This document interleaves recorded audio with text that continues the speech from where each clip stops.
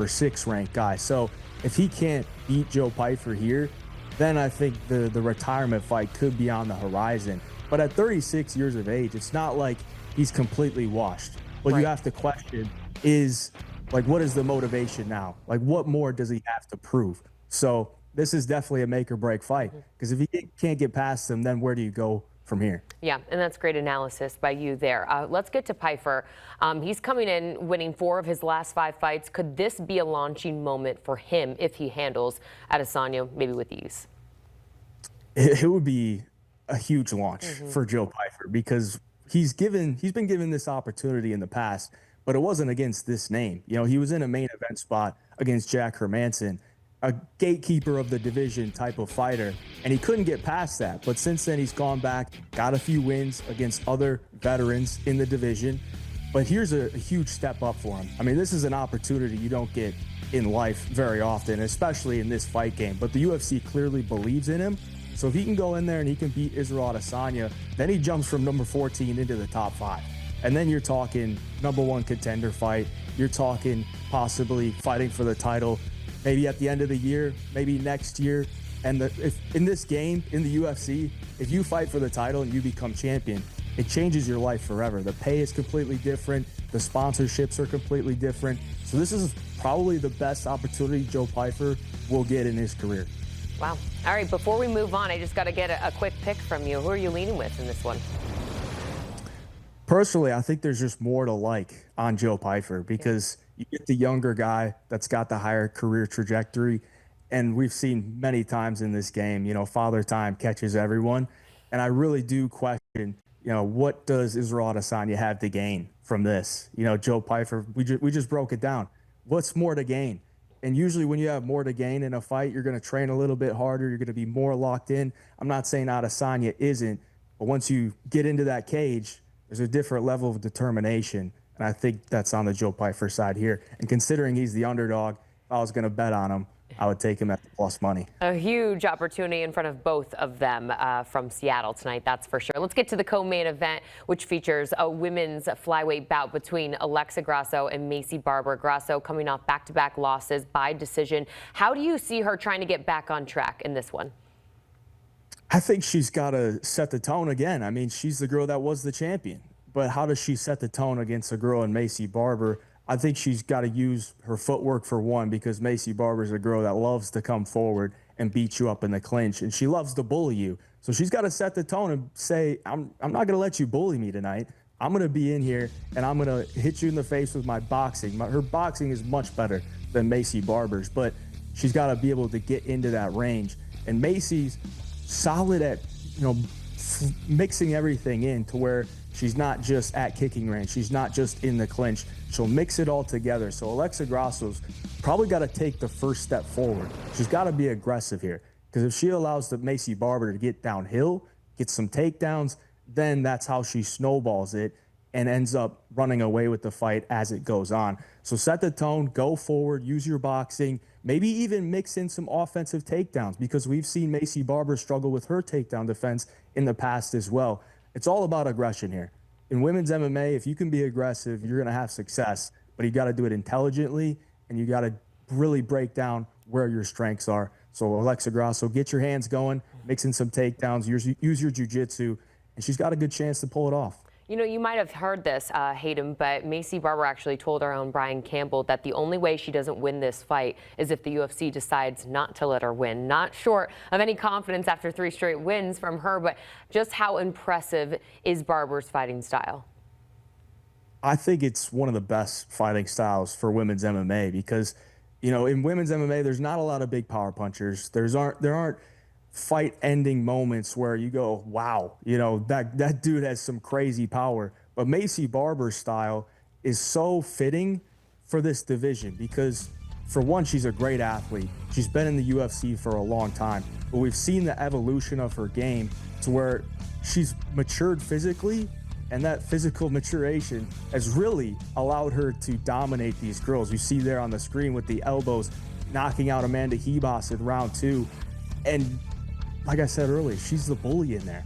And when you're a bully and you can go in there and set the tone, you snowball it later, and Maycee Barber has great cardio. So You pair all that together, it's a scary, scary fight for anybody. And I'm pretty sure she said herself, she would not want to fight herself. There's one person she wouldn't want to fight, and it's herself. And I think that's a mindset that has allowed her to be on this 7-fight win streak and ultimately possibly get her revenge here on Alexa Grasso. That's epic. I love that note. We'll get to see it on full display tonight on Paramount Plus. Let's end here with the welterweight bout between Michael Chiesa and Nico Price. What intrigues you about this fight? Well, it was shocking because we knew Michael Chiesa was going to be retiring after this fight. It's in his home region of the world, and we were kind of just thinking it's Michael Chiesa's retirement fight, but now we've learned that it's Nico Price's retirement fight as well. So we got two guys that have been in the game for a very long time going at it for their last hurrah. So in retirement fights, there's a lot of weird stuff that could happen. You don't really know how these fighters are going to fight. Are they going to try to go out there and leave it all out there? Or are they going to try to go out there and have a good time? So there's a lot of variables that could go into this, but I'm most excited to see, can Nico Price give him some resistance, because he's been on a losing streak. He's retiring as well. He's a huge underdog here. Chiesa's close to -900. So it's clear that the books think Chiesa's going to run through him. But can Nico Price, turn back a little bit of time here and get back on the winning track to end his career? Well, we can't wait for Hayden Iverson joining us here live on CBS Sports HQ, getting us set for a big UFC fight night from Seattle. It all gets underway tonight, 8 p.m. Eastern Time. You can watch every single UFC card. That is every fight, every night, streaming live on Paramount Plus.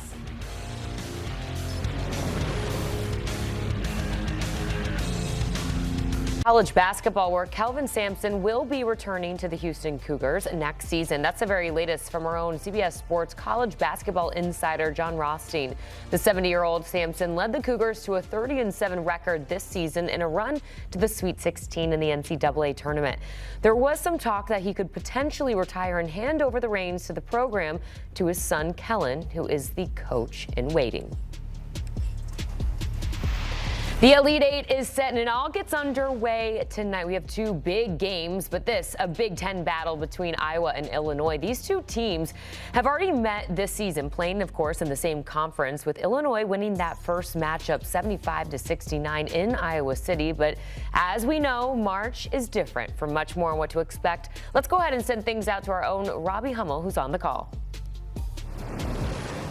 The Elite Eight takes place today here in Houston, Texas, and two very familiar foes in the Iowa Hawkeyes and Illinois Fighting Illini. The rebounding battle is going to be huge. Illinois, one of the elite offensive rebounding teams in all of college basketball, top 5 in offensive rebound percentage, going up against an Iowa defense that has forced turnovers, but here in the NCAA tournament has done a really nice job of battling a team like the Florida Gators in the round of 32 and actually going even 27-all. So the rebounding looms large. The turnovers, can Illinois, who's been great at taking care of the ball all season long, can they be unaffected by some of the pressure that Iowa brings? And then you look at the star point guards. Keaton Waggler, I thought against Houston, just did a great job of being poised, being under control, making the right read, setting the table for his teammates, knocking down a couple perimeter jump shots, going up against Bennett Stirtz. It's a freshman going up against a senior. Stirtz, a guy, hasn't shot the ball great in the NCAA tournament, but made a big three to put Iowa ahead of Nebraska 2 days ago, and you just look at his body of work. He is not coming off the floor. Great point guard matchup, Big Ten rivalry. What more could you want with a spot in the Final Four on the line? Thanks so much, Robbie. We'll all be watching. Don't miss any of the madness. Download the March Madness Live app right now, your one-stop shop to watch all of the games at your fingertips. And we are just 1 day away from Duke and UConn squaring away in Washington, D.C. for a spot in the Final Four. The winner of the last 3 meetings between the Blue Devils and Huskies in the NCAA tournament has gone on to win the national title. UConn head coach Dan Hurley was at the podium earlier today, and he discussed a variety of topics, including both schools' status as blue blood programs and the work John Shire has done as a young head coach. Here's more from our nation's capital. I think you look at we're programs that in the last 30 years have had a high level of dominance in this sport. We're since the 90s, UConn and Duke have been the two best college basketball programs on the men's side in the last 30 years. So it's a pretty cool matchup. I can't imagine at his age as a first-time head coach, just how he's been able to handle not only the responsibility of having the program where it is, but first-time head coach, Duke is your first job. To be able to roster construct, get your team to play both ends of the court efficiently. I think when you start to study them too, I think you have this impression of Duke where they're just going to be really talented, obviously organized, but they play incredibly hard. Dan Hurley giving all of the praise to both programs earlier today. UConn's Dan Hurley, quite the run, now with the second best win percentage by a head coach in NCAA history. That is behind John Wooden. On the other side of this matchup, Duke is looking to make it back to the Final Four for the second straight year under head coach Jon Scheyer. Last season ended with a late game implosion against Houston, costing the Blue Devils a spot in the national title game. Duke enters Sunday coming off an impressive comeback against St. John's to book their spot in the Elite Eight. Head coach Jon Scheyer was also at the podium earlier today. He discussed Duke's status within the world of college hoops and facing off against opponent UConn offense. Because I've never referred to our school we're blue blood. I've just never said that. I think you recognize the fact that the success that a Duke has had, the success that whoever you put in the blue blood category, right? I don't know who determines that or who says you're in or who says you're out. But I think just the fact of us and UConn, there's no doubt about it. You're fighting to be, the best in the country consistently. So again, I don't get into the definition of it, but I would hope that anybody that associates the highest level of college basketball would put Duke in that category. They have as good of shooting that there is in the country, and obviously Reed down low is a handful, but I credit their staff with what they do offensively is terrific. It's unique. It's not really a different team you play against, so you have to have a different mentality going against them. Jon Scheyer at the podium there earlier today in our nation's capital, now tied with two legends, Bob Knight and Dean Smith, with the most Elite Eight appearances by a head coach before the age of 40. And the madness continues tonight. Who will be advancing to the Final Four? We will find out soon enough. The first two teams. You can catch all of the action in the Elite Eight both today and tomorrow on TBS, CBS, TNT, and True TV.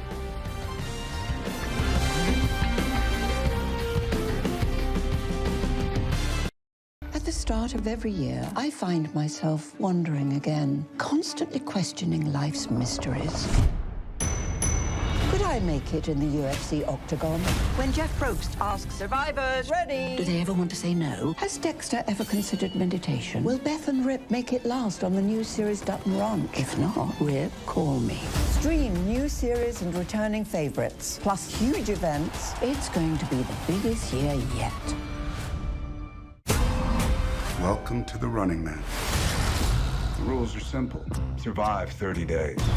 But the entire nation is hunting you down. The grand prize, $1 billion! Win this game. Change your family's life forever. Hunt him down! People will sell you out in a heartbeat. What is happening? Welcome to the Running Man.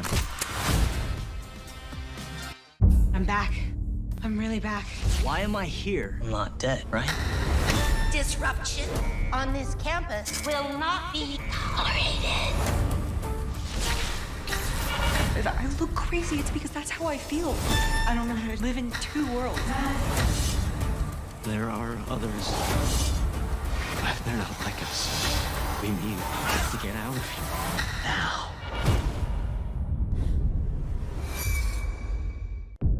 Open your eyes. Paramount Plus has a mountain of movies. Wow. New movies. timeless movies. Guys who are running out of time movies. So get in on the latest blockbusters. Trust me. And relive the moments that get you every time. And that's all I have to say about that. A mountain of movies, now streaming on Paramount+. This is European soccer's biggest stage. Written in the stars! What a difference she has made! The question is, can you handle it? Can you handle it? The crowd here feels electric. Stream every match of the UEFA Women's Champions League on Paramount+. I lost my dad in my camp. What aren't you telling me? I'll never know what you've gone through, but I'm sure your dad will want you to be happy.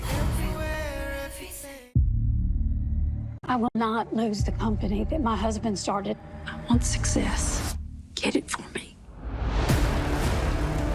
This business will bleed you dry. Dad, I'm playing on the house's money now. No, you're playing with the devil's money. What's the plan here? Gonna blow! Yeah, well, I'm just getting started. Landman. All episodes now streaming only on Paramount+.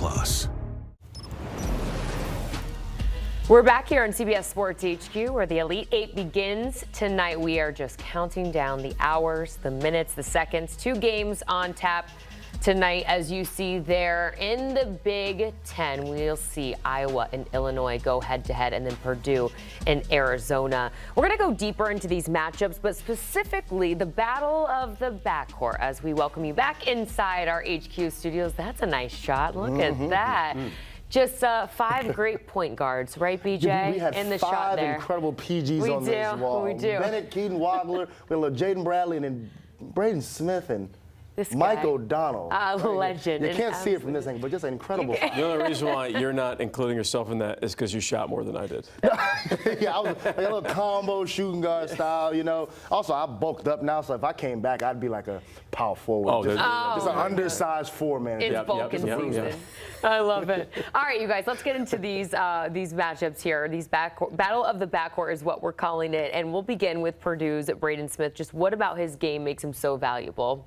Best passer I've seen, I don't know, in 20 years. Wow. And the stats back it up. I've never, and he's the all-time leading assist man in college basketball. I think that's one of those records that we may never see get broken. You know, lifetime. Just with, you know, just transfer portal wise, and do you stick with the team and the same system? One of the best things that he does, that every high school and middle school coach in America shows film on Braden Smith on how he passes out of ball screen action. He is the greatest pocket passer I have ever seen in college basketball. And he does it all 4 years. You know, he's always the smallest on the floor. He's always going to get hunted on the defensive end. He's grown into becoming a player that you can't just attack when he's on defense. But his passing is otherworldly. Nothing he does when the ball is in his hands is something that is easy. Every pass that he makes looks easy is very, very difficult. I could not give him a better compliment in the fact that I wish could have passed even 50% in the way that Braden Smith distributes the basketball. Yeah, his ability to set guys up is unbelievable. And just to piggyback off MOD's point, he has a great knack for hitting guys when they are ready to score. A lot of guys just make passes to the open guy because he's open, and from there they're like, I hope he figures it out. He has an ability to not only get the ball there, but he knows, hold it for a second, now drop it off, because that is when my teammate's going to be in a great position to actually finish the shot. It's your turn to break down his opponent tonight, which will be Arizona's Jaden Bradley. When you watch his game, what stands out to you, BJ? Yeah, so Jaden Bradley and what he's asked to do for Arizona is drastically different than what Braden Smith is asked to do for Purdue, right? Braden Smith, they run the offense through him. It's his show, middle pick and roll. Jaden Bradley's #1 requirement is to make sure that everybody on this immensely talented team stays fed. All right, he is like the table setter. He's the one that makes sure everybody has a plate at the table, everybody has a drink. Are we all good? He's almost like the waiter. Like, he sets the table for everyone in the sense of, okay, we got to get Cole Pete going early because he's a freshman and we got to get him engaged in the game. Let's see if we can get Cole Pete some. All right, well, I get Krivas on a roll. I know if Big Krivas guards has a roll to the rim and they don't tag down, I can throw it to my big fella. He's going to get a slam. If he gets a slam, now he rebounds that much harder. Now he stays engaged on the defensive end. You have a guy in Braden Burries who he has no problem deferring to as a senior freshman combo. Trust me, it is not easy for the senior to sometimes defer to a freshman no matter how talented he is. Jaden Bradley does that at times when Braden Burries has it going. And then they bring guys in off the bench like Tobe Awaka and Anthony Delosa who also need to get fed. So the best thing that Jaden Bradley does is that he is the captain of the ship. He's the pilot of the plane. He is the leader of this pack in terms of making sure that everything Arizona does with all this talent, he is the one that has to make sure everybody is getting theirs. I'm really glad that the Big 12 voted him Big 12 Player of the Year, because all those guys that BJ just mentioned, you can make a case that Braden Burries and Koa Pete are more talented than Jaden Bradley, but he is the most important piece on this Arizona team, who happens to be right now, I think, the best team in college basketball. I mean, that's why he was voted Big 12 Player of the Year. We'll get to see both of these guys go head-to-head tonight. In your opinion, as we button this up, who wins the backcourt battle tonight? I do believe Braden Smith's going to get the best of him. Okay. I do. I just don't think it's going to be enough for Purdue to knock off Arizona. Braden Smith, he hasn't shot the ball well as of late, and I'm a believer that when a guy's in a slump, especially when you're as good as Braden Smith is, he's going to come out of that. I believe he's going to make shots tonight. I believe he's going to get his team involved, and I believe that's going to be a big reason why this game is going to be close deep into the second half. I just believe that Arizona's overall team is too strong for Purdue. He can't have an 8-turnover game like he did against Miami. Game. The magic number is 4. 4 turnovers or less. He absolutely can do that. I think if you're just going individual talent on who the best guard is in this matchup, it is absolutely Braden Smith. All right, we'll leave it there. Let's get to our second matchup of the Elite Eight tonight. I'm coming to you first, MOD. Iowa's Bennett Stirtz. What does he bring each and every night to the court? This is MOD's favorite player left in the tournament, by the way. Oh, so man. Yeah, I'm a Bennett Stirtz apologist. I mean, this might take 5 minutes. I'm going to read you something here. Like, I just don't think that there is a player in college basketball that is in better shape than Bennett Stirtz. He is truly like, he's the Cal Ripken Jr. of college basketball, total Iron Man. His last 7 games, this is the amount of minutes that he's played. 40 minutes, 40 minutes, 40 minutes, 39 minutes, 39 minutes, 45 minutes, 40 minutes. Exhausted. Elite conditioning level. He never looks tired, ever. He is the best conditioned college basketball player in the country. He has had 1 turnover in 140 minutes. So all the games he's played in the NCAA tournament, he's only had 1 turnover. He is regularly double-teamed. BJ, when is the last time you saw a guard, a scoring guard, be double-teamed as much as Bennett Stirtz? Hardly. He has to be, because Iowa just doesn't have a lot of lethality around him. So and he doesn't force any shots. He is a big shot maker, a big shot taker. He's a fantastic passer. He never gets tired. He is a willing screener, which is one of the many reasons why I think his game's going to translate to the next level. Pretty good defender, too, huh? Pretty good defender. You don't have to hide him. He's grown to becoming a very good defender. Give it, big Bennett Stirtz fan. Yeah, I think sometimes, and this is one of the best compliments you can give a guy, is I'm not sure where Iowa would be without him. All right, I mean, this is an Iowa team that without Bennett Stirtz, I'm not trying to be hot takey, but they probably missed the NCAA tournament. Wow. He has been that integral to what Iowa has done. And I mean, I think he got overshadowed a little bit at times because the Big Ten was the best guard conference in all of college basketball. When you think about Jeremy Fears and Elliot Cadeau and Donovan Dent at UCLA and all these different Wisconsin and their guards, there were so many good guards in that league that Bennett Stirtz didn't get enough attention, but he really is one of those guys. He was also double teamed at least for 60% of the game, every single game. Listen, he's getting his praise now, that's for sure. All right, let's get to Illinois' Keaton Waggler here. What separates him from the rest, BJ? So out of all the guys we named, if you're talking sheer talent and sheer ability, he is the guy out of all the 4 guys we named. When you talk about shot making, we talk about shot creation, we talk about a guy that's willing, that is capable of going for over 40 on any given night, a guy that can get his when he wants to get his. Keaton Waggler is that dude. I mean, he went off for 46 at Purdue earlier this season, and he made it look effortless. He followed that up a few games later with 34 in a win over Wisconsin. I mean, this is going to be a little geeky too, I love the way he shoots the basketball. He has a tremendous release on his shot. He gets into a great shot pocket. It's a very repeatable motion. It's a very consistent motion. And he's a guy who hasn't broke 20 yet in the NCAA tournament. I believe he's on tap and he's queued up for a really big night tonight. Keaton Waggler, is that guy, and that's why I really like him for the league. We talk about so many guys in this freshman class. Peterson, DeBonsa, Boozer get so much of the attention. One of the guys out of those top three, like somebody that gets drafted between 4 and 20, is going to be an incredible NBA player. He has the potential to be that guy. Kevin Sweeney, who writes for Sports Illustrated, he's a fantastic college basketball writer. He put out a really good player comp on X last night. He said major Tyrese Halliburton vibes. Yeah. And I really like that. No ego, always takes the right shot. I think it's a really good comp for him. He's just ultra smooth and plays incredibly hard. Big fan of his game. Can shoot it, can pass it, just like Halliburton can. He's going to be fun to watch at the next level, that's for sure. All right, so between Keaton Waggler and Bennett Stirtz, who has the edge? This is where we're going to divide. I'm going to go with Keaton. I think because Keaton hasn't had a signature NCAA tournament game yet, I think he plays really, really well tonight. Oh, well, I'm going with Bennett Stirtz, the All-American, because America needs farmers and America needs Bennett Stirtz in the Final Four. We'll leave it there. Gentlemen, great stuff as always. Mike O'Donnell, BJ Taylor here on CBS Sports HQ as we cannot wait for the Elite Eight to get underway tonight and tomorrow. The madness continues.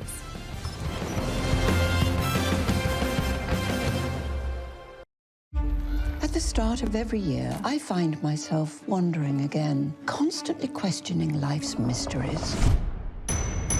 Could I make it in the UFC octagon? When Jeff Probst asks survivors, ready? Do they ever want to say no? Has Dexter ever considered meditation? Will Beth and Rip make it last on the new series Dutton Ranch? If not, Rip, call me. Stream new series and returning favorites, plus huge events. It's going to be the biggest year yet. Welcome to the Running Man. The rules are simple. Survive 30 days, with the entire nation hunting you down. The grand prize, $1 billion. Win this game. Change your family's life forever. Hunt him down! People will sell you out in a heartbeat. What is happening? Welcome to the Running Man. I'm back. I'm really back. Why am I here? I'm not dead, right? Disruption on this campus will not be tolerated. If I look crazy, it's because that's how I feel. I don't know how to live in two worlds. There are others. But they're not like us. We need to get out of here now.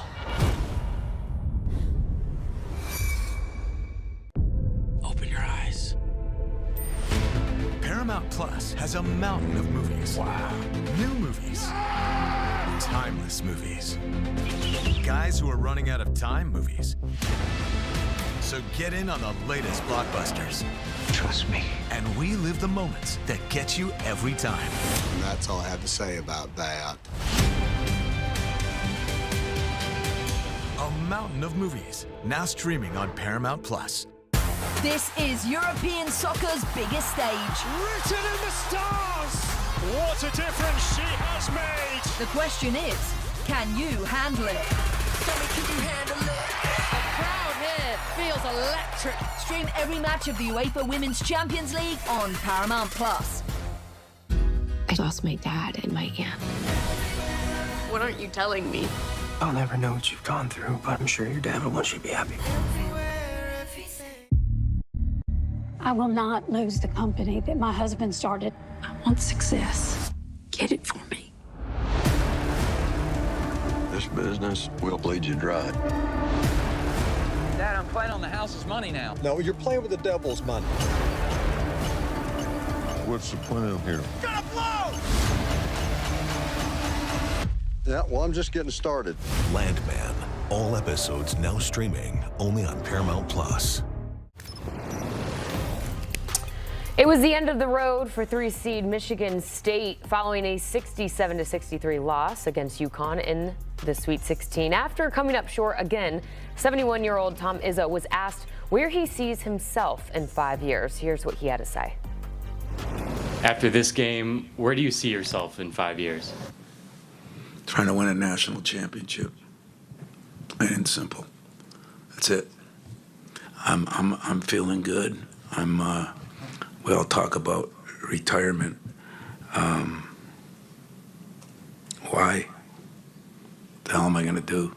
You know, I was, the minute I don't feel good, the minute I don't feel like I'm giving my AD or president or school every ounce of energy I have every day, or that energy drops, you don't have to worry about it. I don't steal money. I won't steal anybody's time. But it's sure as hell not going to be now. I got some things to accomplish. I'm going to make damn sure that I said a couple years ago that I'll find a way to get back there. We've knocked on the door twice. We haven't gotten back. We'll get back. All right, so retirement is not top of mind for Tom Izzo as we welcome you inside our HQ studios. Jordan Giorgio, BJ Taylor, and Mike O'Donnell with you. So we heard the quote there just at the end. He said, "We haven't gotten back, but we'll get back." What is it going to take, BJ, for Michigan State to get back? Well, I'd like to hear MOD's thoughts first if he's ready to unload. The floor is yours. I'd like to hear your thoughts. I love it. Yeah, I just can't get behind any of the Tom Izzo hate or frustration or I can't. I mean, the guy goes to the tournament every single year.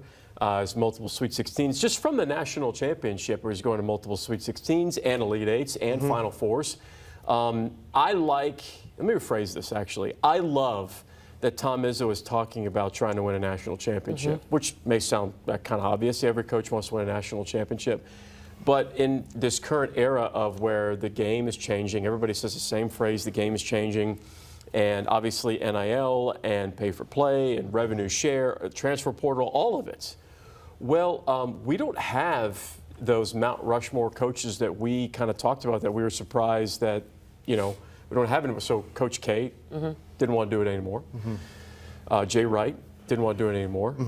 Tony Bennett didn't want to do it anymore. Correct. And so you've got these coaches, and Roy Williams didn't want to do it anymore. Well, yeah, and they were all, Tom Izzo was always in the conversation with that, with that group as the best coaches. He's still trying to figure it out how to do it. I don't know. I love that. I love that he's saying, I know this isn't the game that I, grew into and was a part of for so long. But the fact that Tom Izzo is saying, I'm going to do whatever I can. If I've got the energy, I'm going to try to figure it out and grow and evolve. Even now, even at this time, when he doesn't have to, he's a Hall of Famer, he's won a national championship. I'm a huge fan of that. Yeah. And I think that we shouldn't lose sight of the fact that Tom Izzo is still trying to figure out the ways to win a national championship and grow during an era that is unrecognizable from the last time he won a national championship. Absolutely. I think to start off with Tom Izzo, to make this clear from the very beginning, Tom Izzo should be the coach at Michigan State as long as he wants to be the coach 100%. At Michigan State. And until the day he decides he wants to step away, that should be the man leading the Michigan State Spartans program. He's great for college basketball. He's been tremendous throughout his entire tenure there.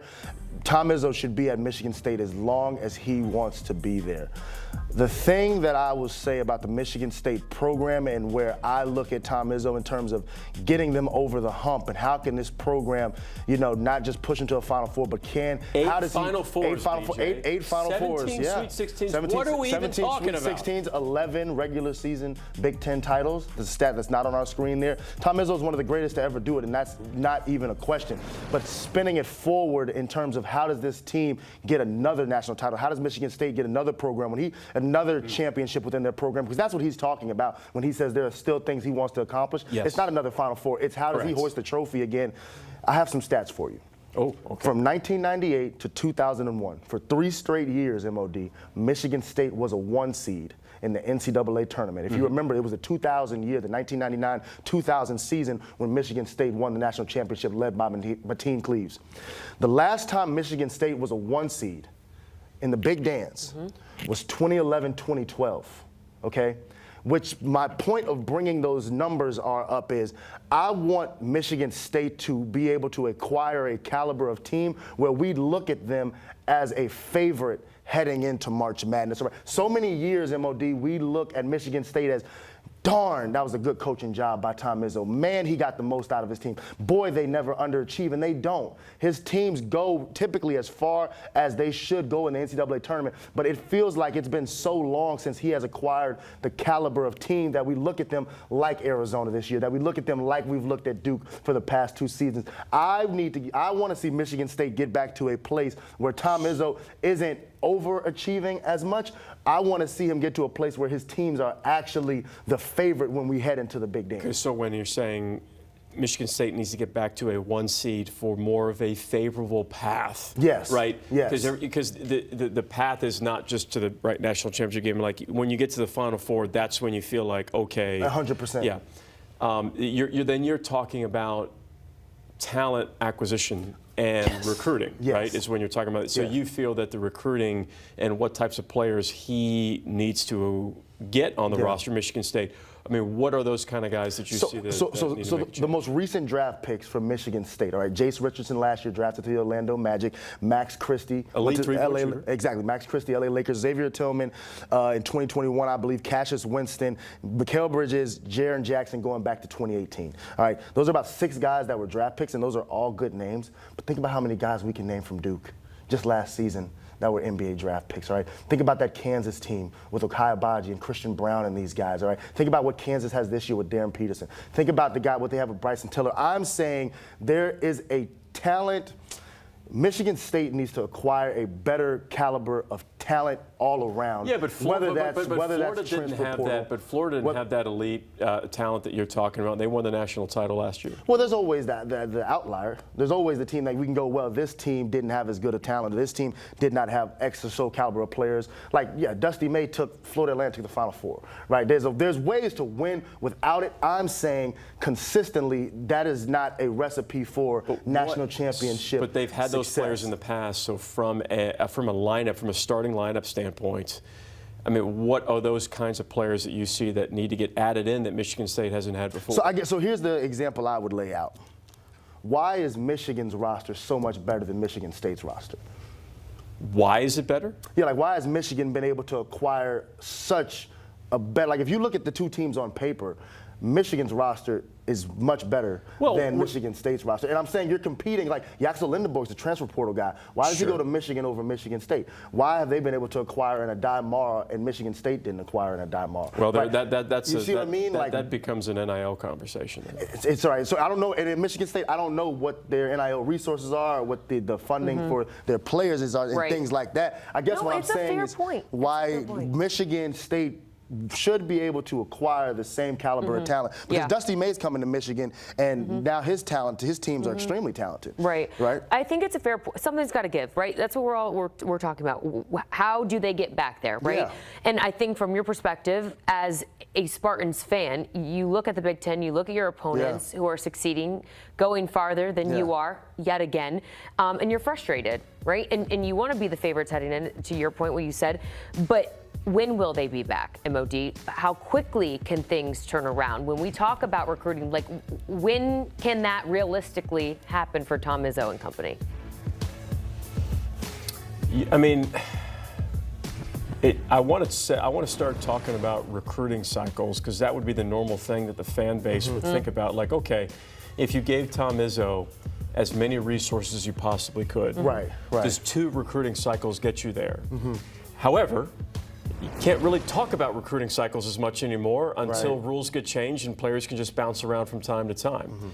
I think it's going to have to be a mixture from a recruiting standpoint of where you're getting guys that can play for Izzo in terms of the toughness capacity, number one, and you've got to be able to hit on at least 2 recruits a year that you weren't getting in the last 5 years. Yeah. It has to be the mixture of some typical guys like on the current roster of where, from a talent evaluation standpoint, Michigan State sees this guy, nobody's really recruiting him. Tom Izzo likes him and develops him. Right. Those guys have to exist, but you've got to start hitting on not just 1, but at least 2 recruits a year that you really weren't getting in the last 4 or 5 years. That Michigan's getting, Arizona's getting, Illinois is getting. That's kind of where you were going with things, BJ. A little bit. I guess my whole thing is because Tom Izzo is one of the best coaches we've ever had in the game. All right, the guy knows more basketball. He's forgotten more basketball than most people know. Right, that's to be stated and understood. So my point is that it's not like the guy has forgotten how to coach. He's still one of the best in the game. Let's not talk about it like that. Let's not talk about him like his game, like the way that he coaches his teams is prehistoric, or he hasn't kept up with the time. times. I believe he has. I just want Tom Izzo's talent and his roster to be a roster that we go, when they head into the NCAA tournament, they are in an advantageous position because we go, that is the team. That team right there is one of the top 3 contenders we have in college basketball to win the title, and we just haven't been able to say that about Michigan State in so long, so much because of the roster construction and the players and the pieces they have on the team. I like what they had this year. Don't get me wrong. Jeremy Fears is great. Carson Cooper and Jackson Kohler and Cohen Carr and all these guys are really good players, but they're not some of the upper echelon tier guys where you would go, oh yeah, no, this team is a favorite to win the national title. They should take it all. The only thing that I think is important, before we move on and end it, is Tom Izzo has done such a good job at Michigan State that we're talking about the Sweet 16 run this year as if being a letdown. Yeah. That's how good he is. No question. And that's how good the program is. Yeah. How many Big Ten programs, not just nationally, Big Ten programs. Yeah. What, I mean, like, could you imagine? No question. I mean, like, that Sweet 16. Oh, are you going to retire, Coach? Yeah. How are you even going to ask that question to that man? Like, to me, it's absolutely ridiculous. He has created a standard for himself and the program that is of the highest order. Right. And again, it all comes back to the standards. Standards create the expectation. Yep. And the expectation for them is that they should be contending for a national title each and every season. And we speak about him with Coach K, and we speak about him with Roy Williams. We speak about him with the greatest college basketball coaches of all time. So what we're talking about, the expectations being too high, well, that's just the expectation that he has created for himself. For all great reasons, because he is that great. We'll end it there. Great conversation, gentlemen. You still have time to download the March Madness Live app if you haven't already. I'm not sure what you're waiting for. Download right now your one-stop shop to watch all of the games live. We'll be back in a moment.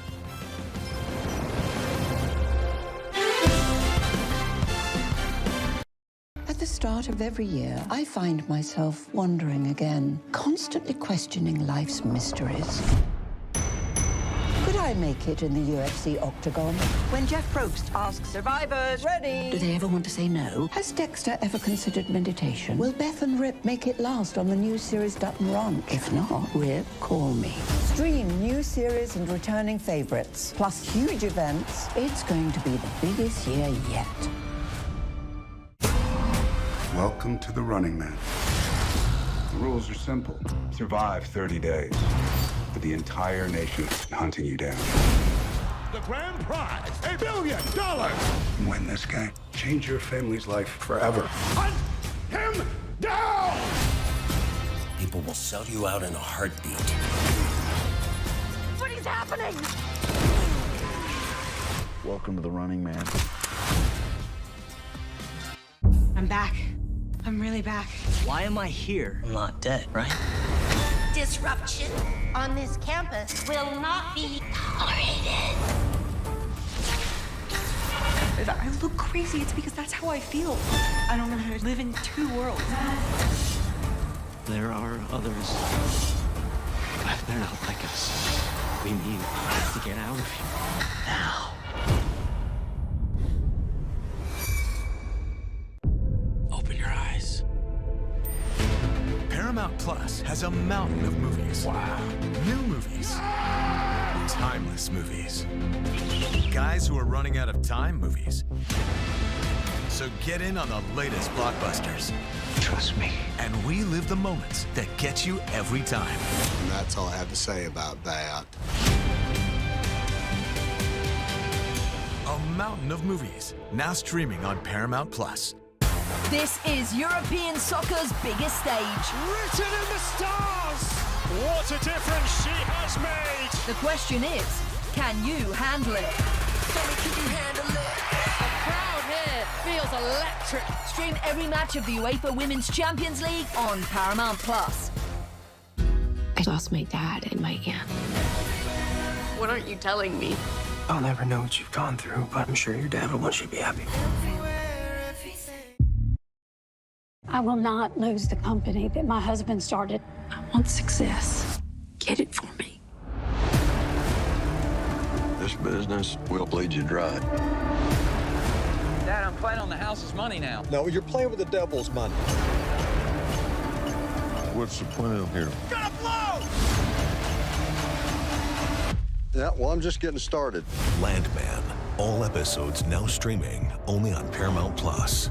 First of 4 Sweet 16 games on Saturday. We pick it up with just under 4 minutes left in the third quarter. Wolverines up by 2 here. Olivia Olson driving a little Euro step as well. Gets the hoop in the harm. Michigan up by 5 after a made free throw. 2 minutes later, Brooke Cross Daniel speeds a wide open Silas Swords, who nails the 3 there. She finished with 16 points. Olson again nails the corner 3 as Michigan goes on to win it 71-52. Kentucky, including a double-digit win earlier this season. More of the same here. Rory Harmon with it in transition, driving all the way to the corner and cashes this mid-range jumper. Texas with a 22-point lead going into the break. Late third quarter, Brianna Preston goes behind the back, dishes it to Madison Booker there for the lay-in. Just over 4 minutes to go. Harmon swings it to Jordan Lee, who knocks down the 3. Finished with a game-high 18 points, and the Longhorns go on to win it. At the start of every year, I find myself wondering again, constantly questioning life's mysteries. Could I make it in the UFC octagon? When Jeff Probst asks survivors, ready? Do they ever want to say no? Has Dexter ever considered meditation? Will Beth and Rip make it last on the new series Dutton Ranch? If not, Rip, call me.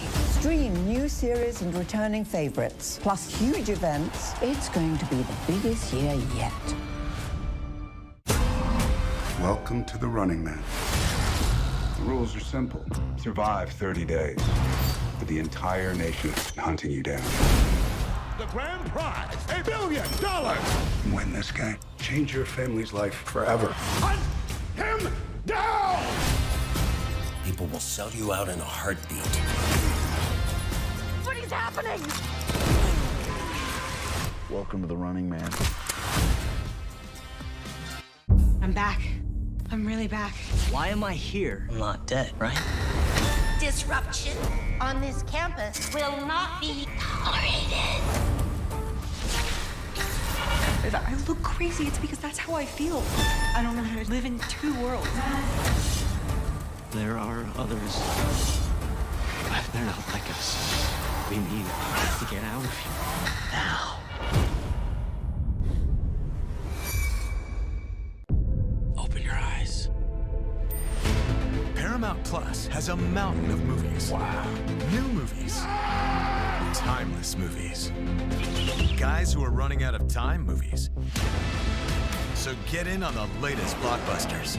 Trust me. And relive the moments that get you every time. And that's all I have to say about that. A mountain of movies, now streaming on Paramount Plus. This is European soccer's biggest stage. Written in the stars! What a difference she has made! The question is, can you handle it? Tell me, can you handle it? A crowd here feels electric. Stream every match of the UEFA Women's Champions League on Paramount Plus. I lost my dad and my aunt. What aren't you telling me? I'll never know what you've gone through, but I'm sure your dad would want you to be happy. I will not lose the company that my husband started. I want success. Get it for me. This business will bleed you dry. Dad, I'm playing on the house's money now. No, you're playing with the devil's money. What's the plan here? Gotta blow!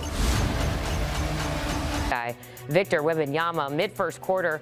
Spurs up by 4. Wemby goes behind the back to Stephon Castle, who throws it down, and the Spurs up by 6. What a pass from Wemby there. Late second quarter, Castle driving, fights off Taurean Prince, lays it up and in.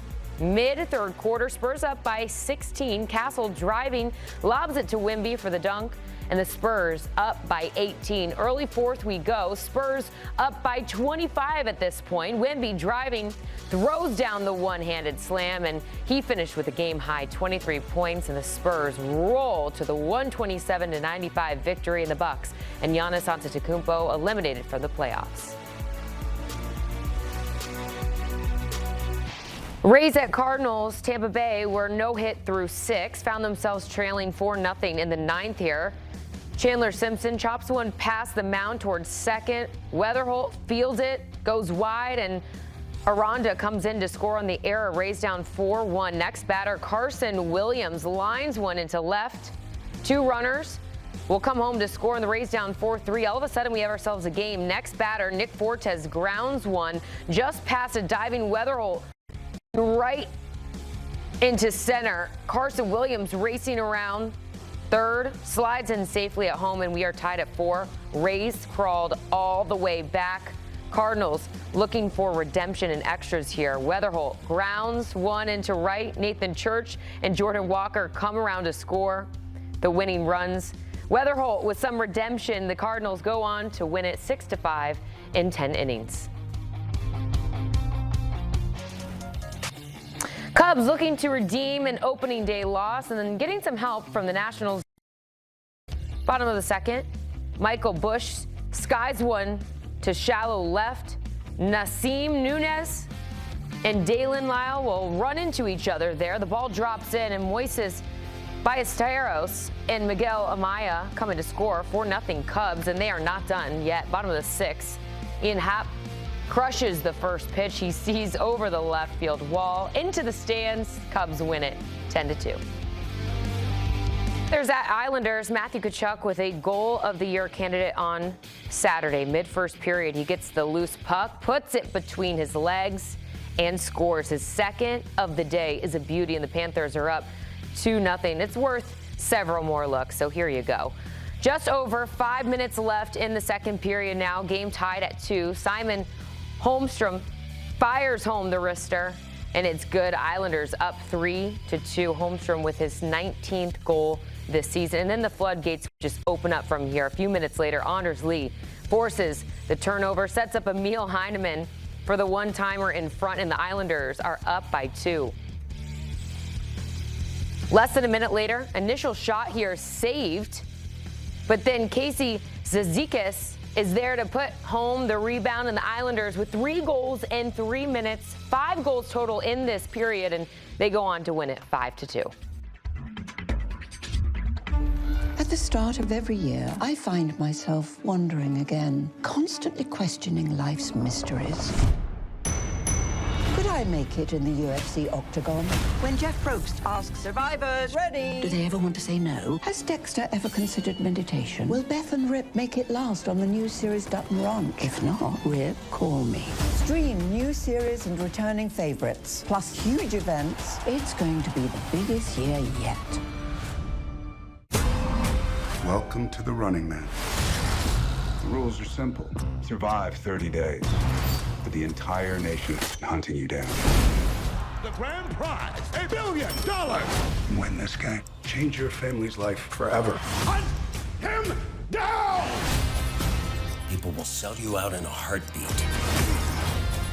What is happening? Welcome to the Running Man. I'm back. I'm really back.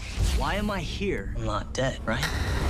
Disruption on this campus will not be tolerated. If I look crazy, it's because that's how I feel. I don't know how to live in 2 worlds. There are others. But they're not like us. We need to get out of here now.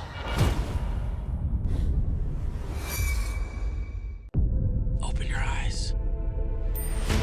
Paramount Plus has a mountain of movies. Wow. New movies. Timeless movies. Guys who are running out of time movies. So get in on the latest blockbusters. Trust me. And relive the moments that get you every time. And that's all I have to say about that. A mountain of movies, now streaming on Paramount Plus. This is European soccer's biggest stage. Written in the stars! What a difference she has made! The question is, can you handle it? Can you handle it? The crowd here feels electric. Stream every match of the UEFA Women's Champions League on Paramount Plus. I lost my dad and my aunt. What aren't you telling me? I'll never know what you've gone through, but I'm sure your dad will want you to be happy. I will not lose the company that my husband started. I want success. Get it for me. This business will bleed you dry.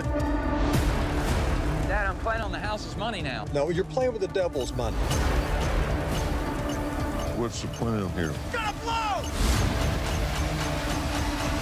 Yeah, well, I'm just getting started. Landman. All episodes now streaming only on Paramount Plus. Things are heating up, that's for sure. We found this opportunity and we're working for it. My man. Tulsa King. All episodes now streaming only on Paramount Plus. You need a hug? You need a fist? Crutch, crutch, crutch. Crutch, crutch. Crutch, you need anything. I do have one question. We didn't mean right now. Being a cadet in Starfleet Academy means being open to the people around you. I've spent my whole life getting away from stuff, letting someone in. That's hard. I want to be captain. I need to be captain. I owe you something. It is coming just for you.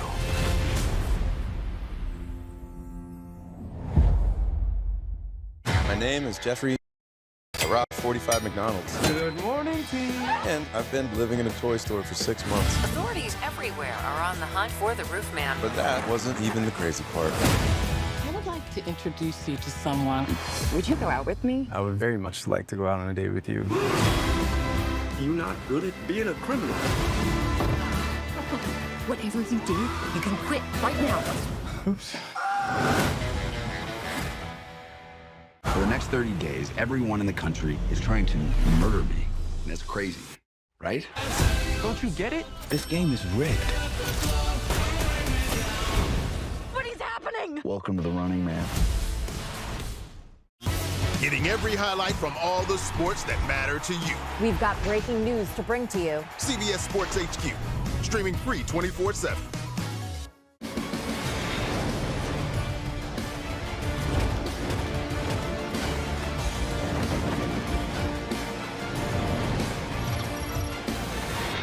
CBS Sports HQ is presented by PetSmart, anything for pets. Minutes away from tip-off from our first Elite Eight game, an all Big Ten matchup between Iowa and Illinois. Fighting Illini have won 5 straight and 10 of the past 11 meetings against the Hawkeyes. Tonight, playing for a spot in the Final Four. Here's Illinois head coach Brad Underwood on facing a familiar foe. Isn't that great for basketball? I mean, to me, this is what makes basketball great is these unbelievable rivalries and I say rivalries, but games where there's so much history dating so far back, and you've got 2 historic programs that have all found success at different levels, and this just gets to be another one of those games, and I just think these opportunities are fabulous for the game of basketball. They're both great for our programs.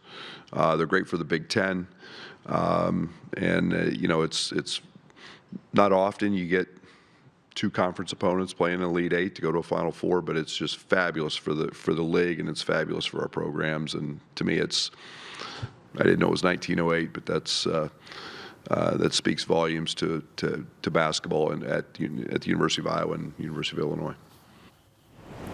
CBS Sports HQ is presented by PetSmart, anything for pets, alongside former NBA Coach of the Year Avery Johnson and CBS Sports Director of Basketball Scouting Adam Finkelstein. I am Hakeem Dermish. Avery, Brad Underwood is absolutely right. Rivalries make basketball great, and this is awesome for the Big Ten, guaranteed to have at least one team in the Final Four as the conference looks to claim a national title for the first time since 2000. I think that's his message.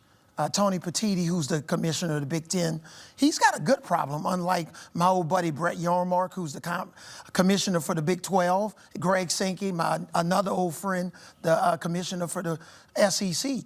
Tony Petitti has a situation where he's got a couple teams still alive from the Big Ten. One, as you said, Akeem, that's guaranteed to play in the Final Four. It's all about rivalries. The Big Ten just won the national championship in football with Indiana.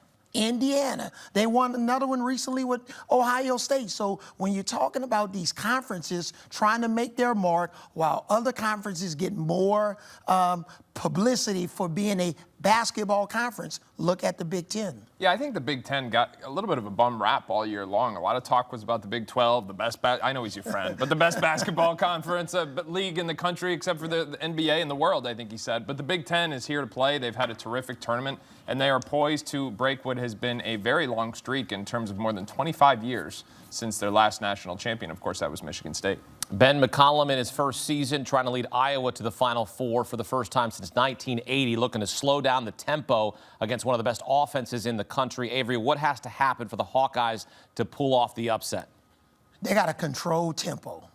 You don't want this to be a racing match. You have to play not at fifth speed, a little bit slower, at second or third gear for Iowa. Because if you get into a track meet, Adam, with Illinois, they're going to be in trouble. So here's what I would say in terms of controlling tempo. This game needs to be somewhere in the mid-60s because Bennett Stirtz is going to play 40 minutes. Give him credit. This kid, he's done a great job. I think he's played 100 minutes or something, and he hasn't even committed a foul. So he's been amazing. So with that, you got to play at your tempo. 100%. I think the other thing they have to do, they've got to rebound the basketball. We saw that against Florida. We thought Florida was going to manhandle them in the paint, and to their credit, Iowa responded, held Florida's massive front line in check, and they're going to have to do it again because they're giving up size. This is an Illinois front line that has terrific size, but they've also got really good skills. So what does that mean? Their bigs play 5 out. They shoot the ball from 3. That makes the blockout that much harder. When Florida's bigs are always 6 feet from the rim. These Illinois bigs, they're spacing out to 20, 22 feet, so the rotations are longer, the blockouts are harder. This is an Iowa team that's been fine on the glass, but not great in an Illinois team that's a very good offensive rebounding team. Yeah, Illinois looking to advance to the Final Four for the first time since 2005. Shouts to D. Brown and Darren Williams on that team. Fighting Illini this year, long and athletic. Avery, what's the key for Illinois to get to Indy? Dominate the paint. Unlike, Nebraska, against some of Iowa's switches, Nebraska still tried to shoot the 3. This team, Illinois, their average height is 6'8", guys. They got to dominate the paint and not settle for bad three-point shots against a team that's smaller than them. Think about the points in the paint discrepancy, even with Houston. And when I say dominate the paint, that also includes rebounding. But they got to punish this Iowa defense.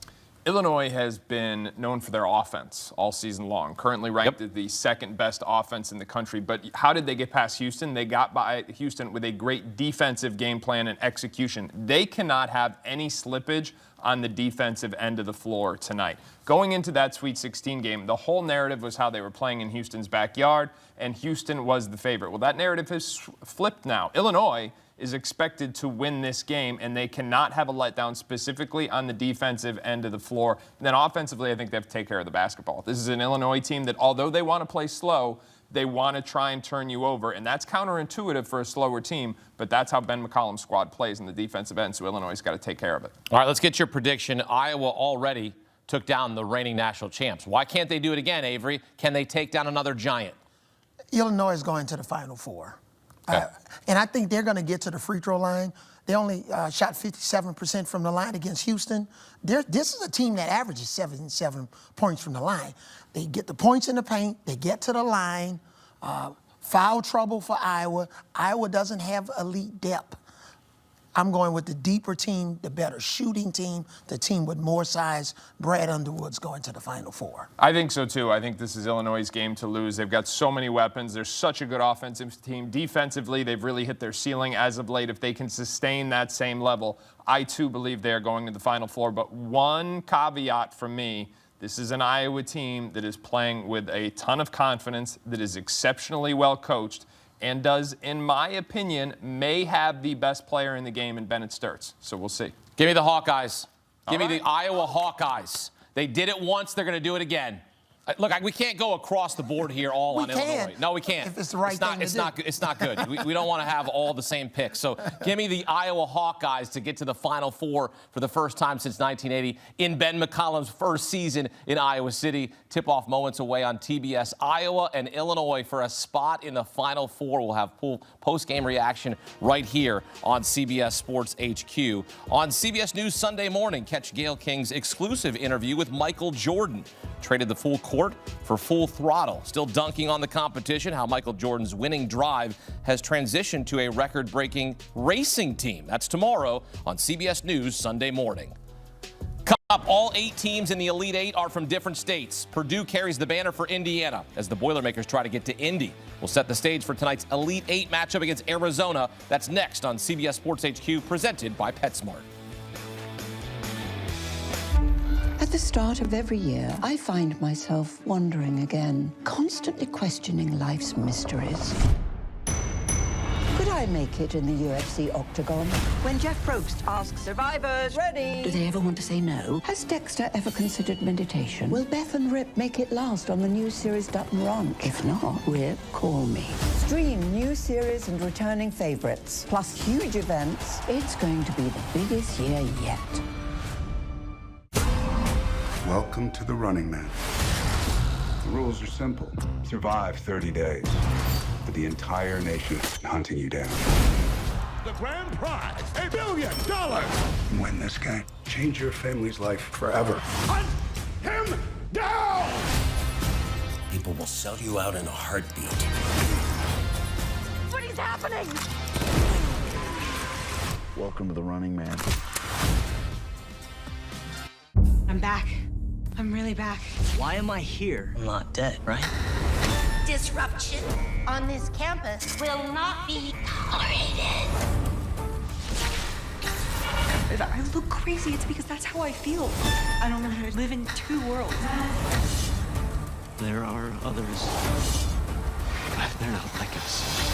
We need to get out of here now.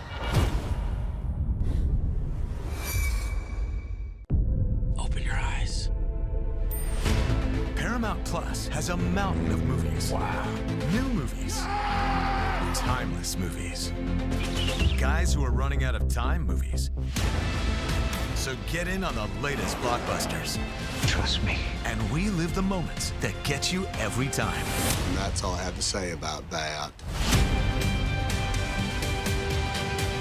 A mountain of movies, now streaming on Paramount Plus. This is European soccer's biggest stage. Written in the stars! What a difference she has made! The question is, can you handle it? Can you handle it? The crowd here feels electric. Stream every match of the UEFA Women's Champions League on Paramount Plus.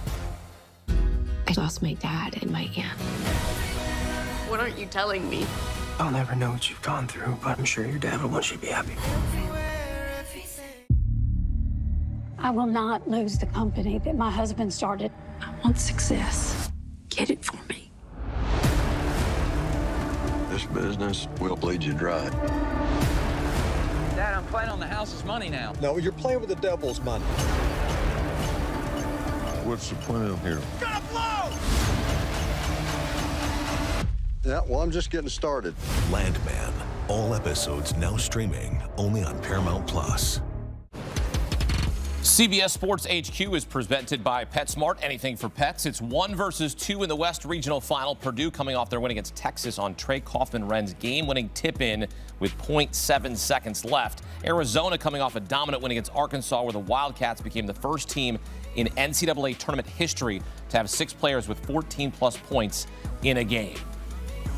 Back here on CBS Sports HQ, presented by PetSmart. Anything for pets. Back here with Avery Johnson, Adam Finkelstein. Arizona chasing a trip to the Final Four for the first time since 2001. Ultimately looking to cut down nets for the first time since 1997. Adam, this team is built to win a title. They are deep, they are talented, and they've got a very good coach in Tommy Lloyd. They certainly do. And I loved what he said the other day about how the game hasn't changed that much for him. He's playing the same way that he learned at Gonzaga. It still worked. He doesn't worry about trends. He just does what he knows wins, and it has continued to win for 20 years. I thought that was a really powerful quote. And he has built this team a lot like some of those Gonzaga teams. Double bigs, pressuring the rim, great size, some international connections. So he really has stayed true to those roots. That wasn't just a talking point. We've talked about Dan Hurley having 3,000 plays, or 300 it was yesterday.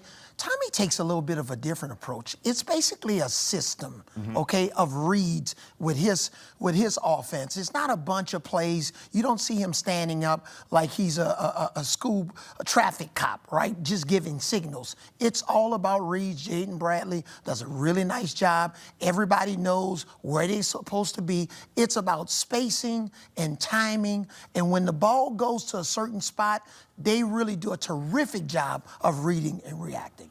Time now for Baller Bios presented by AT&T. Arizona's two leading scorers are freshmen in Braden Burries and Koa Pete, balled out against Arkansas. Adam, do you expect the two freshmen to ball out against the Boilermakers tonight? I do. I really like their matchups. It's going to be an interesting decision for Matt Painter tonight. Who exactly is going to guard Koa Pete? Is it Oscar Clough? Is it Trey Kaufman-Renn? Because either way, I think Pete's going to be able to get downhill and play out of those short rolls, which is a staple of this Arizona offense. And then you've got Braden Burries, and I'm going to say it again. Fletcher Lawyer cannot guard Braden Burries.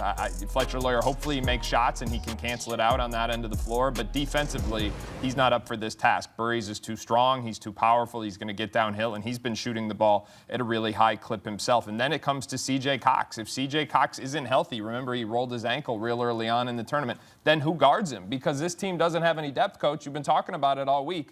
If Lawyer can't guard Braden Burries and CJ Cox is on a hobbled ankle, what do? You got basically two potential NBA players with a bright future with Arizona's backcourt. And then you have two guys in Lawyer and Braden Smith. They've had wonderful college careers. But in your draft board, I don't see any of those guys on your board. So you got size from Arizona, physicality at the guard position. Forget about Koa Pete and the rest of inside.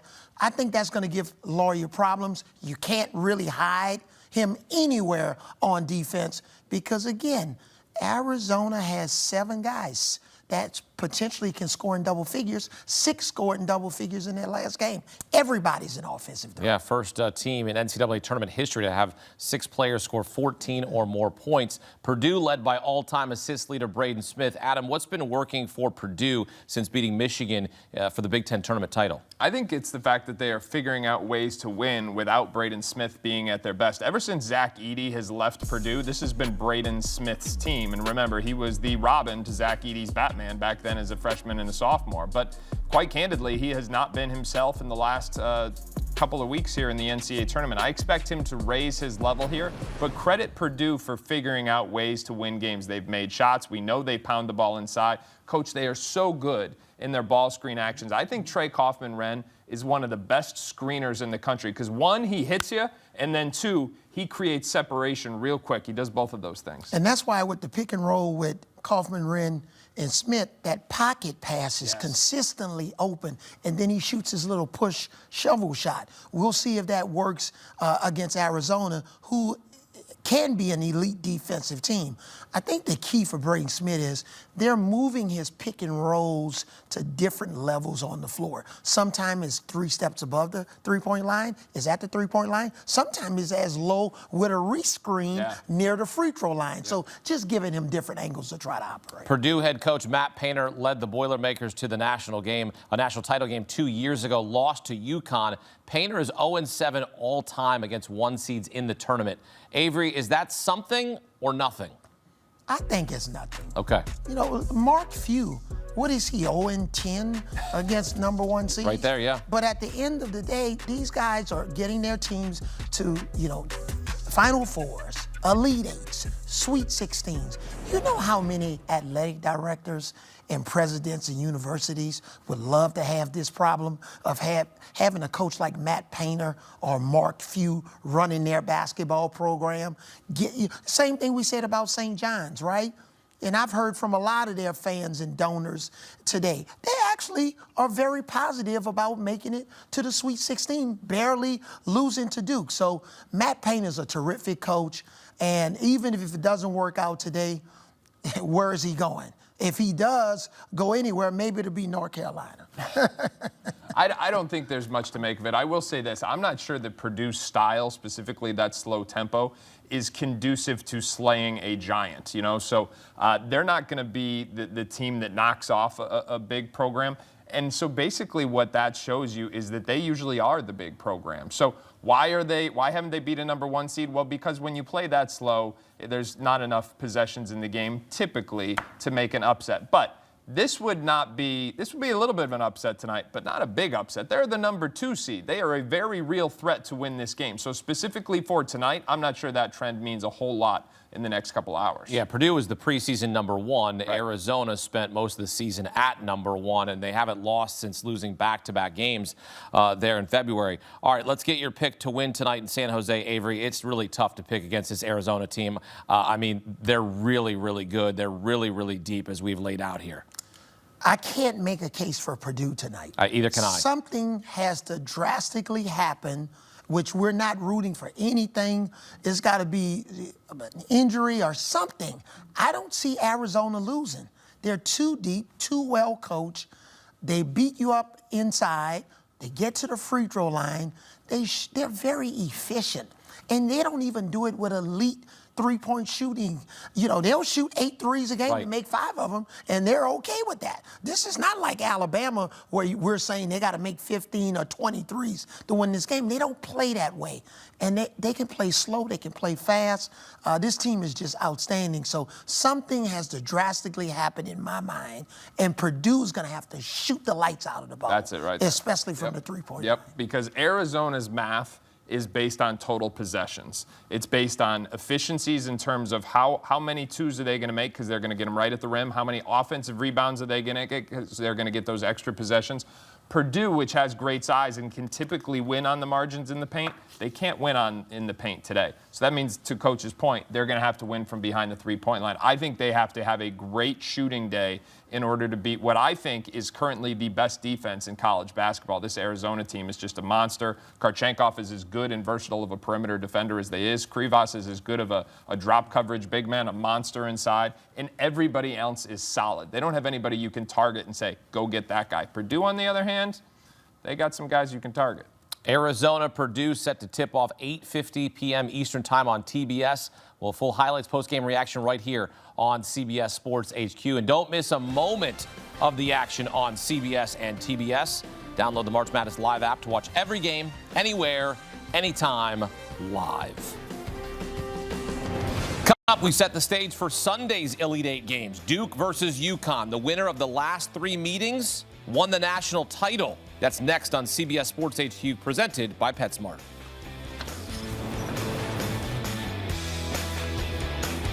At the start of every year, I find myself wondering again, constantly questioning life's mysteries. Could I make it in the UFC octagon? When Jeff Probst asks survivors, ready? Do they ever want to say no? Has Dexter ever considered meditation? Will Beth and Rip make it last on the new series Dutton Ranch? If not, Rip, call me. Stream new series and returning favorites, plus huge events. It's going to be the biggest year yet. Welcome to the Running Man. The rules are simple. Survive 30 days. But the entire nation is hunting you down. The grand prize, $1 billion. Win this game. Change your family's life forever. Hunt him down! People will sell you out in a heartbeat. What is happening? Welcome to the Running Man. I'm back. I'm really back. Why am I here? I'm not dead, right? Disruption on this campus will not be tolerated. If I look crazy, it's because that's how I feel.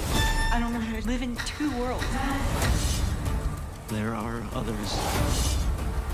They're not like us. We need to get out of here now. Open your eyes. has a mountain of movies. Wow. New movies. Timeless movies. Guys who are running out of time movies. So get in on the latest blockbusters. Trust me. And relive the moments that get you every time. And that's all I have to say about that. A mountain of movies, now streaming on Paramount Plus. This is European soccer's biggest stage. Written in the stars! What a difference she has made! The question is, can you handle it? Tell me, can you handle it? The crowd here feels electric. Stream every match of the UEFA Women's Champions League on Paramount Plus. I lost my dad and my aunt. What aren't you telling me? I'll never know what you've gone through, but I'm sure your dad will want you to be happy. I will not lose the company that my husband started. I want success. Get it for me. This business will bleed you dry. Dad, I'm playing on the house's money now. No, you're playing with the devil's money. What's the plan here? Gonna blow! Yeah, well, I'm just getting started. Landman. All episodes now streaming only on Paramount Plus. We have some monster Elite Eight matchups for Sunday. First, it's Michigan versus Tennessee, Dusty May versus Rick Barnes, then a salivating showdown between UConn and Duke, two of the best programs in all of college basketball. And UConn head coach Dan Hurley spoke about the rich history the two teams have.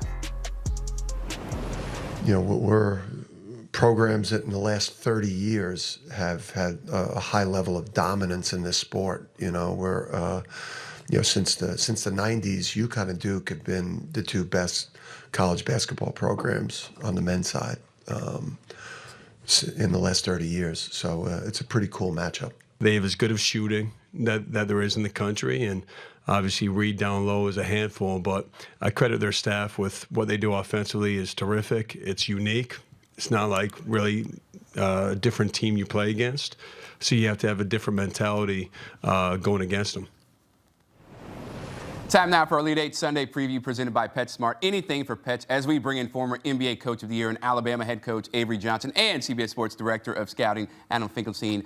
Let's start with the Duke-UConn matchup. So many pros on the floor in this game, Adam. But out of all the players, who are your players that we should be watching for? Well, I think it comes down to Cameron Boozer and Alex Karaban, and I'm going to tell you what, they're going to go head-to-head, and this matchup is going to go a long way towards determining who wins this basketball game. Because simply put, I'm not sure that Karaban can guard Boozer on the block. I think he's too big, too powerful, too physical. But if Karaban is making threes, I don't know that Boozer can guard Karaban out on the perimeter. So I'm expecting we're going to see a lot of that 3-2 zone that we've seen for Duke, because I'm just not sure they can guard all of UConn's actions with a bad four-man matchup on less than 48 hours prep, Coach. And because you may see a little bit of that 3-2 zone, Braylon Mullins got to make some threes for UConn. And solo ball, yes, right? And solo ball. Forget about Silas DeMary for right now. But he's hurt. Mullins, Right, he ain't 100%. But Mullins has got to spread the floor, give that UConn offense room for driving lanes, because their offense is complicated. They run a ton of sets, lots of movement, and that's going to put Duke in a lot of trail positions. And then for Duke, Caleb Foster. What a game that he had. Coming off the bench, 11 points, a couple of key drives to the basket, another ball handler to take pressure off of Boozer. So I'm really looking at those two guys. Yeah, Caleb Foster, just an unbelievable effort there against St. John's to get them to the Elite Eight. I'm also looking at Isaiah Evans, right? He can light it up. He lit it up against St. John's, so I expect him to have a big game. All right, Avery, who is going to the Final Four here, UConn or Duke? It's Duke.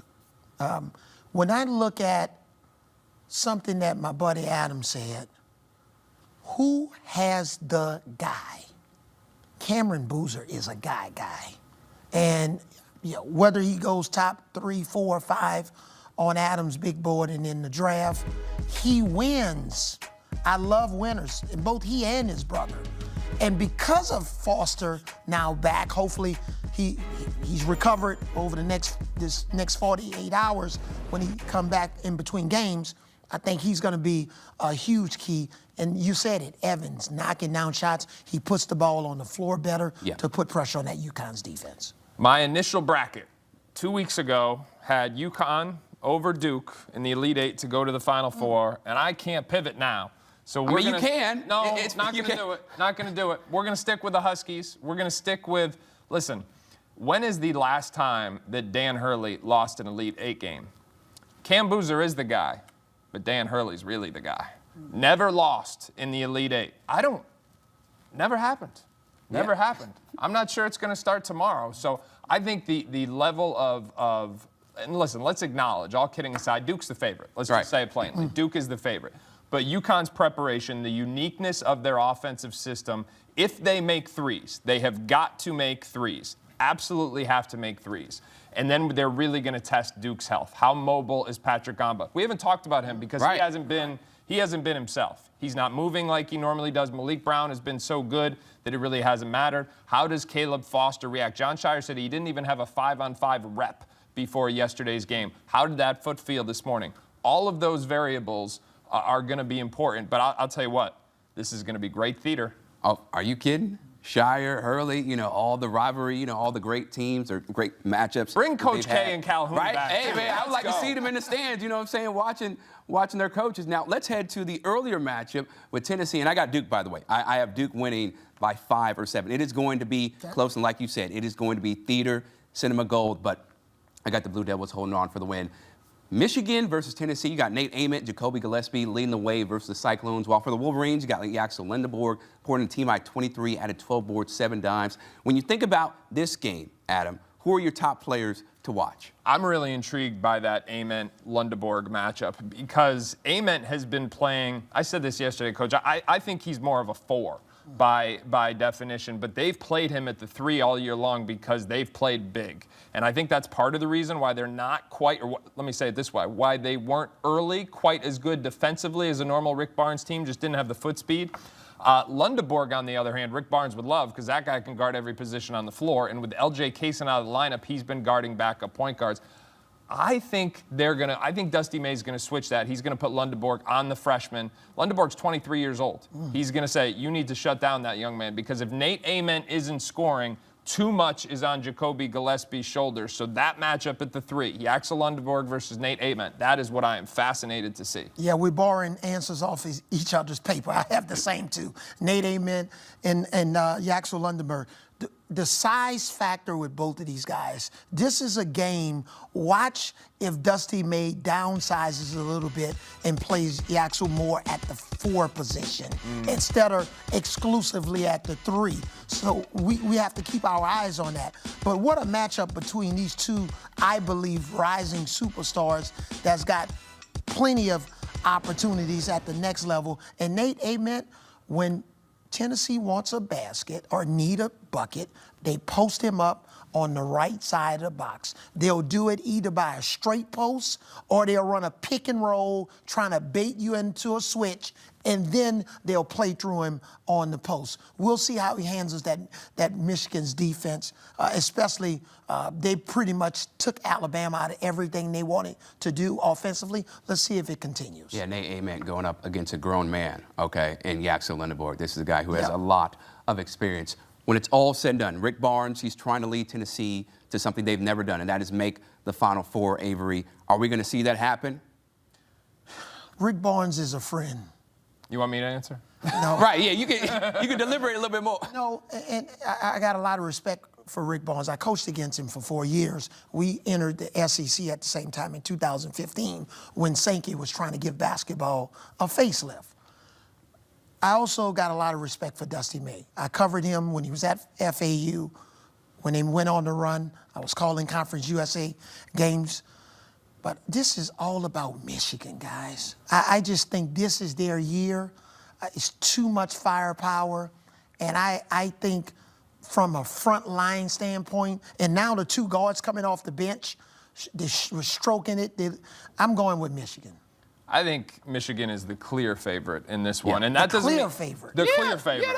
The clear favorite. Yeah, I would. If you told me Michigan won by double figures tomorrow, I would not be at all surprised. I think Michigan is dominant. I think they have figured out how to overcome, in large part, the loss of L.J. Kaysen, which I was really concerned about. This is a team that, by the numbers, has the best defense in the sport and a top 5 offense in the sport. They are the biggest team in the NCAA tournament. They have redundancy at every position on the floor. They can beat you in so many different ways. Tennessee is going to have to play nearly flawless to win this game. And I will end by this. Ken Palm's got them forecasted for a 7-point win. I think it could be more. And their bench outscored Alabama 33-6. Yeah, that plays a big role. Michigan looking to get back to the Final Four for the first time since 2018. Adam Finkelstein, Avery Johnson, appreciate the time, fellas. And make sure to download the March Madness Live app to stream every men's game live. The Madness is alive and well. So download it wherever you get your apps. Coming up, if you've been starving for baseball games, your hunger will be satisfied.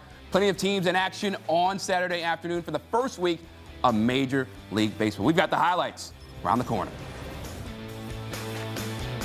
At the start of every year, I find myself wondering again, constantly questioning life's mysteries. Could I make it in the UFC octagon? When Jeff Probst asks survivors, ready? Do they ever want to say no? Has Dexter ever considered meditation? Will Beth and Rip make it last on the new series Dutton Ranch? If not, Rip, call me.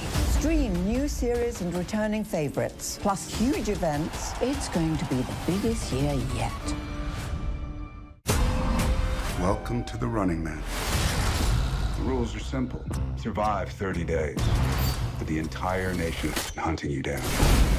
The grand prize, $1 billion. Win this game. Change your family's life forever. Hunt him down! People will sell you out in a heartbeat. What is happening? Welcome to the Running Man. I'm back. I'm really back. Why am I here? I'm not dead, right? Disruption on this campus will not be tolerated. If I look crazy, it's because that's how I feel. I don't know how to live in 2 worlds. There are others. But they're not like us. We need to get out of here now.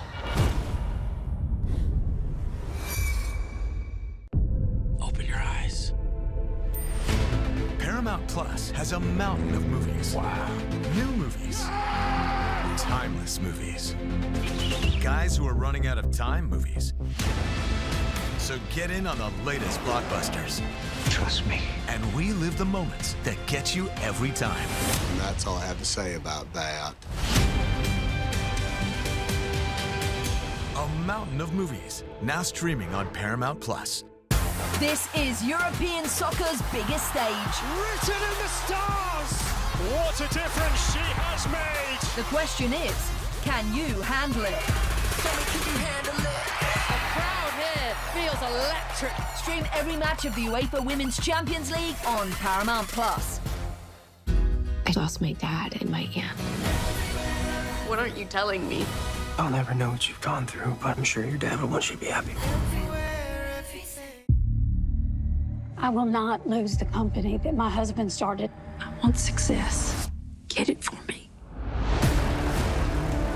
This business will bleed you dry. Dad, I'm playing on the house's money now. No, you're playing with the devil's money. What's the plan here? Gotta blow! Yeah, well, I'm just getting started. Landman. All episodes now streaming only on Paramount Plus. Here are your CBS Sports HQ headlines. Kelvin Sampson tells our John Rothstein that he's not retiring and will return as Houston's head coach. Sampson will be 71 when he embarks on his 13th season with the Cougars in the fall. He's led Houston to at least a Sweet 16 in the last 7 NCAA tournaments. Sampson has coached nearly 1,200 games in his career, dating back to 1981 with Montana Tech in the NAIA. And Vanderbilt has signed head coach Mark Byington to a long-term contract extension. Byington was expected to be a candidate for the vacant North Carolina job. Byington is 47-22 in 2 seasons at Vandy, leading the Commodores to the NCAA tournament both years. He's the first coach to lead Vandy to 20-plus wins in each of their first 2 seasons. A promising start turned into a disaster for the U.S. national soccer team in a friendly against Belgium.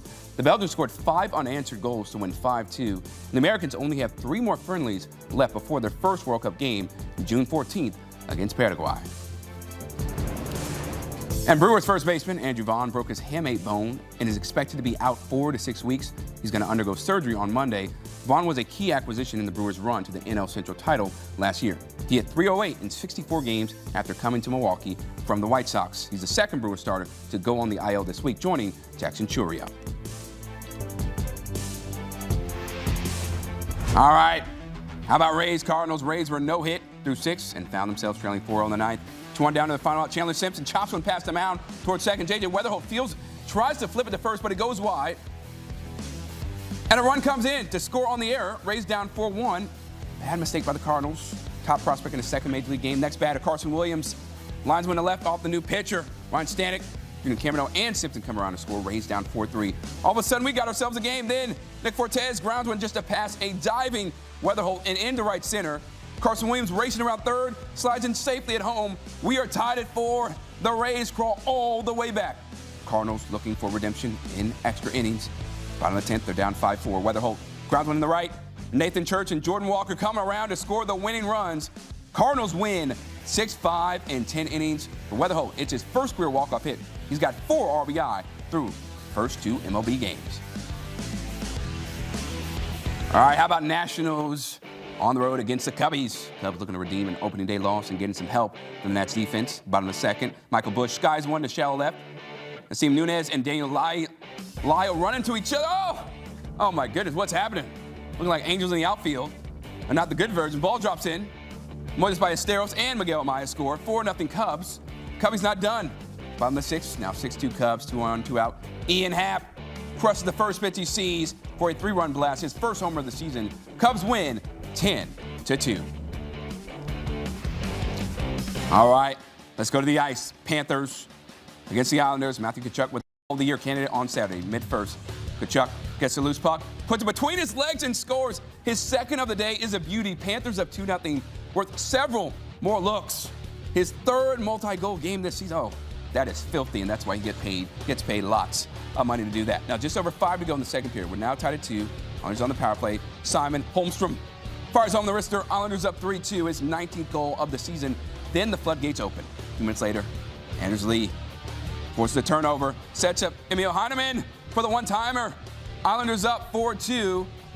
Heineman's 21st goal of the year, and they're not done. They want more. Less than a minute later, initial shot saved.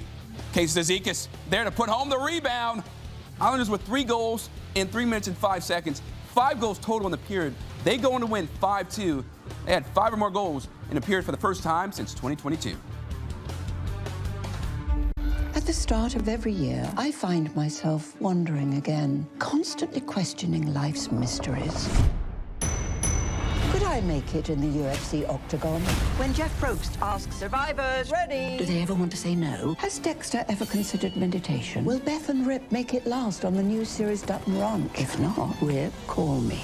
Stream new series and returning favorites, plus huge events. It's going to be the biggest year yet. Welcome to the Running Man. The rules are simple. Survive 30 days. But the entire nation is hunting you down. The grand prize, $1 billion. Win this game. Change your family's life forever. Hunt him down! People will sell you out in a heartbeat. What is happening? Welcome to the Running Man. I'm back. I'm really back. Why am I here? I'm not dead, right? Disruption on this campus will not be tolerated. If I look crazy, it's because that's how I feel. I don't know how to live in 2 worlds. There are others. But they're not like us. We need to get out of here now. Open your eyes. Paramount Plus has a mountain of movies. Wow. New movies. Timeless movies. Guys who are running out of time movies. So get in on the